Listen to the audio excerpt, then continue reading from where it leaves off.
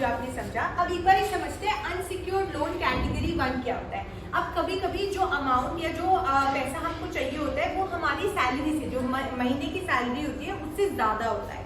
तो उसके लिए एलिजिबिलिटी क्राइटेरिया मतलब आप कैसे अवेल कर सकते हैं। सबसे पहले आपको 12 महीने मतलब 1 साल कंपनी में काम करते हुए हो जाना चाहिए। तो ये भी परमानेंट एम्प्लॉयज के लिए ही है, आपको कम से कम 1 साल कंपनी में हो जाना चाहिए। और आप कितना लोन ले सकते हैं, मतलब ऐसा 18% अपनी सालाना इनकम का, पूरे साल की इनकम का 18% आप लोन ले सकते हैं। इसका एग्जाम्पल, अगर किसी की सालाना इनकम 1,90,000 है तो आप 18% उस इनकम का ले सकते हैं। 18% कितना होगा, अप्रोक्सीमेटली 36,000 कुछ होगा, उतना आप ले सकते हैं।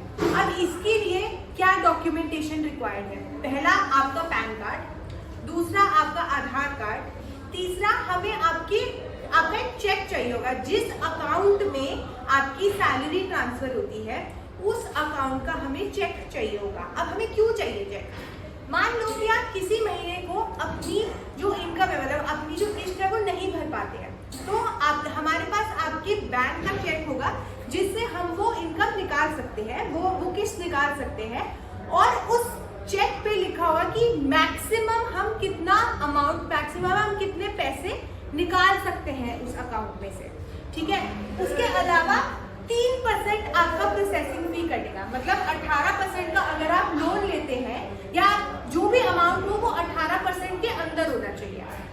18% का अगर आप लोन लेते हैं तो उसमें 3% का आपका प्रोसेसिंग फी कटेगा, मतलब डॉक्यूमेंटेशन फी कटेगा। तो 15% आपके अकाउंट में क्रेडिट हो जाएगा, ठीक है। अब ये भी एक फाइनेंशियल असिस्टेंस फॉर्म होगा जो हम भरेंगे, आप साइन करेंगे, अंगूठा लगाएंगे और 3 दिन के अंदर ये अमाउंट क्रेडिट होगा, ठीक है। इसके अलावा एक और कैटेगरी है अनसिक्योर्ड लोन कैटेगरी 2। अब इसमें क्या होता है कि कुछ अमाउंट होगा जो शायद आपके 18% सैलरी में नहीं फॉल करता हो, वो ज्यादा हो, ठीक है। तो उसके लिए हमारे पास कैटेगरी 2 है।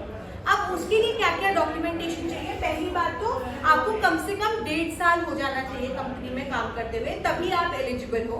दूसरा सबसे जरूरी चीज है कि हमें आपके बैंक से एक सिबिल रिपोर्ट चाहिए होगी, एक क्रेडिट रिपोर्ट होती है जो चाहिए होती है, ठीक है।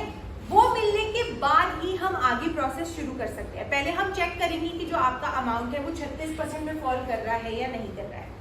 उसके बाद आगे का प्रोसेस स्टार्ट होगा। इसमें भी पहला पैन कार्ड चाहिए होता है, दूसरा आधार कार्ड चाहिए होता है, तीसरा हमें आपके घर में आपके मम्मी पापा, आपके बहन भाई, आपके हस्बैंड वाइफ जो भी है उनके 2 लोगों के नंबर चाहिए होते हैं। और वो एज गारंटर्स, मतलब वो गारंटी लेते हैं कि अगर आप हमें किस्त नहीं भर पाते हैं तो वो लोग आपकी जगह में किस्त भरेंगे।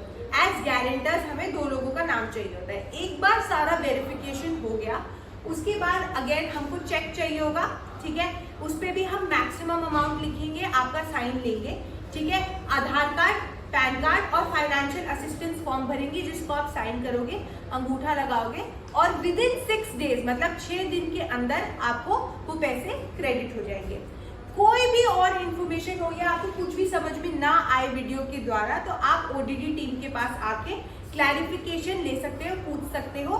ऑल्सो अगर आपको कोई भी लोन कैटेगरी में मतलब आपको कोई भी लोन चाहिए तो आपको अपने सुपरवाइजर को इन्फॉर्म करना होगा कि आपको लोन चाहिए और वो IW ग्रीवियंसेस वाले ग्रुप पर मैसेज डालेंगे। उसके बाद 6 बजे के बाद ओडीडी टीम आपको बुलाएगी सारे डॉक्यूमेंटेशन के लिए, ठीक है। Thank you.